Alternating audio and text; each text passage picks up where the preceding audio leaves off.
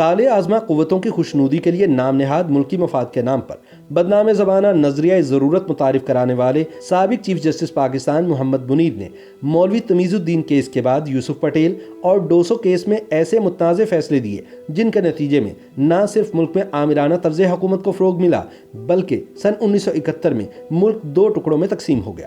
ناقدین کہتے ہیں کہ نوزائیدہ مملکت کی جڑیں کھوکھلی کرنے میں جسٹس منیر کا بڑا ہاتھ تھا اور تاریخ کبھی ان کے گھناؤنے کردار کو معاف نہیں کرے گی۔ جسٹس منیر کو پاکستان کی عدالتی اور سیاسی تاریخ میں متنازع ترین چیف جسٹس مانا جاتا ہے۔ ناقدین انہیں ایک ایسا شخص قرار دیتے ہیں کہ جس نے پاکستان کو اس کے ابتدائی دنوں میں ہی سیاسی، سماجی اور اقتصادی اعتبار سے تباہی کی طرف دھکیل دیا۔ محمد منیر نے قیام پاکستان سے قبل برصغیر کی تقسیم کے لیے قائم کیے جانے والے باؤنڈری کمیشن میں آل انڈیا مسلم لیگ کی نمائندگی کی۔ قیام پاکستان کے بعد پنجاب چیف کورٹ یعنی موجودہ ہائی کورٹ کے چیف جسٹس بنے اور اس کے بعد فیڈرل کورٹ آف پاکستان یعنی موجودہ سپریم کورٹ آف پاکستان میں بطور چیف جسٹس آف پاکستان ذمہ داریاں انجام دی۔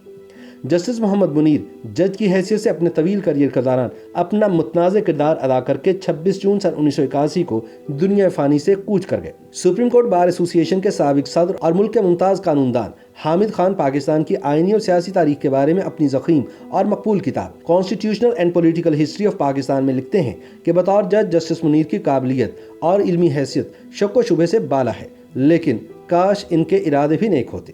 پاکستان کی قومی تاریخ میں جسٹس منیر کا کردار باؤنڈری کمیشن سے ہی شروع ہو جاتا ہے۔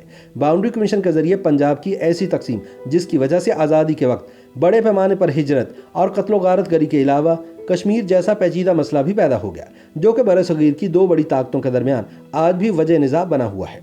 کہا جاتا ہے کہ جسٹس منیر نے اپنے فیصلوں میں نظریہ ضرورت متعارف نہ کرایا ہوتا تو ملک کی تاریخ مختلف ہوتی۔ جسٹس منیر کے منفی کردار کا آغاز مولوی تمیز الدین کیس سے ہوتا ہے۔ حامد خان ایڈوکیٹ کے مطابق مولوی تمیز الدین کیس تو سیدھا سادہ اسمبلی کی تحلیل کے خلاف انصاف کے حصول کا مقدمہ تھا۔ وہ کہتے ہیں کہ مولوی تمیز الدین کیس میں آئین اور جمہور کی حکمرانی کے خلاف طاقتور طبقات کی ملی بھگت کے خلاف ایک ہی ادارے یعنی اعلیٰ عدلیہ سے توقع تھی، لیکن یہ ادارہ بھی انہی قوتوں کے ساتھ مل کر اقتدار کی کشمکش میں حصے دار بن گیا۔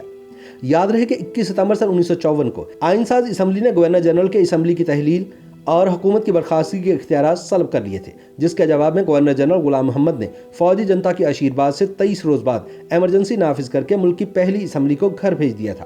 آئین ساز اسمبلی کے صدر مولوی تمیز الدین خان نے گورنر جنرل کے اس فیصلے کو چیف کورٹ یعنی سندھ ہائی کورٹ میں چیلنج کر دیا تھا۔ چیف کورٹ نے مقدمے کی سماعت کے بعد گورنر جنرل کے حکم کو کالعدم قرار دیتے ہوئے آئین ساز اسمبلی کو بحال کرنے کا حکم دیا۔ اس کے بعد مرکزی حکومت سندھ چیف کورٹ کے فیصلے کے خلاف فیڈرل کورٹ میں چلی گئی۔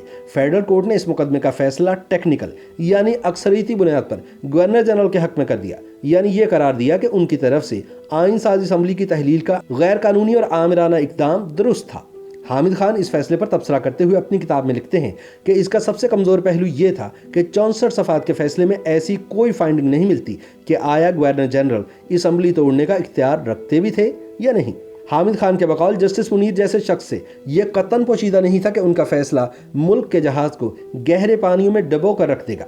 وہ کہتے ہیں کہ اس فیصلے نے جس میں گورنر جنرل کو انہوں نے ملکہ برطانیہ جیسے اختیارات دے دیے تھے، عدلیہ کے بارے میں عوام کے تاثر کو ہمیشہ کے لیے مجروح کر دیا۔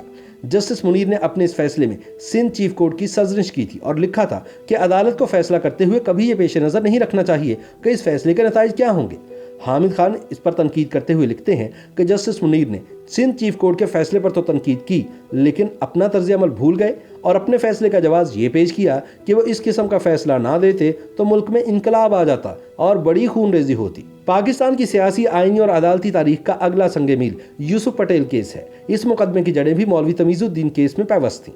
فیڈرل کورٹ آف پاکستان نے نظریہ ضرورت کی بنیاد پر مولوی تمیز الدین کیس کا جو فیصلہ دیا تھا، اس کے نتیجے میں صرف یہ نہیں ہوا کہ مقننہ بحال نہیں ہوئی، بلکہ اس فیصلے کے نتیجے میں ملک کے 46 قوانین بھی کالعدم قرار پائے۔ اس وجہ سے کار ریاست کے روزمرہ کے امور کی انجام دہی بھی ناممکن ہو گئی اور ملک ایک بہت بڑے بحران سے دوچار ہو گیا۔ اس صورتحال سے نمٹنے کے لیے گورنر جنرل غلام محمد نے اس فیصلے کے 6 روز بعد ہنگامی اختیارات کے حصول کے لیے ایک آرڈیننس جاری کر دیا۔ گورنر جنرل غلام محمد چاہتے تھے کہ تحلیل شدہ اسمبلی کی جگہ وہ اپنے نامزد افراد کے کنونشن منعقد کر کے ایک خود ساختہ آئین تیار کر لے۔ اس آرڈیننس کے ذریعے گورنر جنرل نے جو اختیارات حاصل کیے وہ غیر معمولی نوعیت کے سیاسی مضمرات رکھتے تھے۔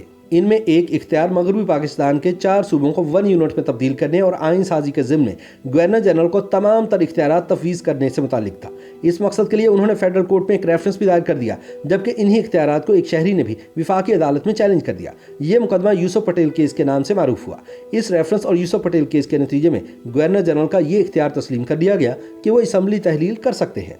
असम्बली की तहलील की वजह से बहुत से कवानीन की तौसीक नहीं हो सकी थी।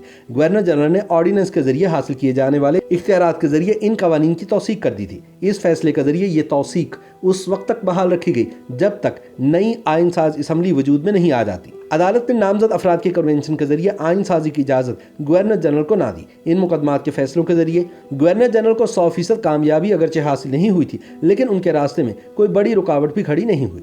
हामिद खान कहते हैं कि इस पस मंज़र से ये इशारा मिलता है कि चीफ जस्टिस मोहम्मद मुनीर अगर ये मुकदमा आइनी और कानूनी बुनियाद पर निपटाते तो फैसला मुख्तलिफ होता, लेकिन आइनी माहिरीन और मौरखीन के मुताबिक गवर्नर जनरल गुलाम मोहम्मद के पेश नज़र कुछ दीगर मकासद थे, इसलिए उन्होंने अपने मुमकिन फैसले को बुनियाद फराहम करने के लिए बेतुके जवाब घड़ना शुरू कर दिए। जस्टिस मुनीर मानते थे कि मुल्क के मुस्तकबिल के आगे एक खंदक खोदी जा चुकी है, लिहाजा वापस मुड़ने या खंदक में गिरने से बचने के लिए इस खंदक पर एक पुल तामीर करना ही तमाम मुश्किलात का वाहिद हल है। तारीख ने इसी पुल को नजरिया ज़रूरत का नाम दिया, जिसने न सिर्फ ऐन उस जमाने में मुल्क को एक पेचीदा बहरान में मुब्तला कर दिया, बल्कि आने वाले ज़मानों के लिए भी मुश्किलात पैदा की, जिसके आसार 7 अशरे गुजरने के बाद भी दिखाई देते हैं। जस्टिस मुनीर के सियासी नौयत के दीगर फैसलों पर भी इसी अंदाज़े फ़िक्र का गलबा दिखाई देता है। जस्टिस मुनीर का तीसरा फैसला, जिसने पाकिस्तान में जमहूरी सियासी अमल की राह में पहाड़ जैसी रुकावटें हायल की, डोसो केस के नतीजे में सामने आया। डोसो केस के जरिए अयूब खान के मार्शल लॉ का निफाज और इसके नतीजे में एक मुंतखब हुकूमत के खात्मे को चैलेंज किया गया था। जस्टिस मुनीर ने इस मुकदमे में मार्शल लॉ के निफाज और इसकी वजह से नाजायज़ तौर पर एक मुंतखब आइनी और कानूनी निज़ाम के खात्मे को बगावत करार देने की बजाय इसे एक कामयाब इनकलाब करार देने के लिए हैंस केल्सन की मारूफ थ्योरी ऑफ स्टेट का सहारा लिया। इस थ्योरी में कहा गया है कि कामयाब इनकलाब अपना जवाज खुद होता है और उसे आइन साजी का हक भी होता है। इस सिलसिले में उन्होंने इनकलाब फ्रांस, इनकलाब चीन और इनकलाब रूस की मिसालें पेश की। सियासी मुज़बिनात रखने वाले जस्टिस मुनीर के यही बुनियादी फैसले हैं जिसकी वजह से मुल्क सियासी और आइनी तौर पर अपने रास्ते से भटक गया। मुबस्सिरीन कहते हैं कि मौलवी तमीज़ुद्दीन केस का फैसला ऐसे दूररस मुज़बिरात रखता था जिसके नतीजे में मशरक़ी पाकिस्तान की अलहदगी की बुनियाद रखती गई थी। YouTube पर गूगली न्यूज देखने के लिए youtube.com की सर्च बार में गूगली न्यूज टीवी टाइप करें। गूगली न्यूज के पेज पर सुर्ख रंग के सब्सक्रिप्शन वाले बटन पर क्लिक करना ना भूलिए। YouTube पेज पर अपलोड होने वाली वीडियोस से बाखबर रहने के लिए बेल आइकन पर क्लिक कीजिए। आपको हर नई वीडियो के बारे में नोटिफिकेशन मौसूल हो जाएगा। YouTube पर गूगली न्यूज देखने के लिए youtube.com की सर्च बार में गूगली न्यूज टीवी टाइप करें। गूगली न्यूज के पेज पर सुर्ख रंग के सब्सक्रिप्शन वाले बटन पर क्लिक करना ना भूलिए। YouTube पेज पर अपलोड होने वाली वीडियोस से बाखबर रहने के लिए बेल आइकन पर क्लिक कीजिए। आपको हर नई वीडियो के बारे में नोटिफिकेशन मौसूल हो जाएगा।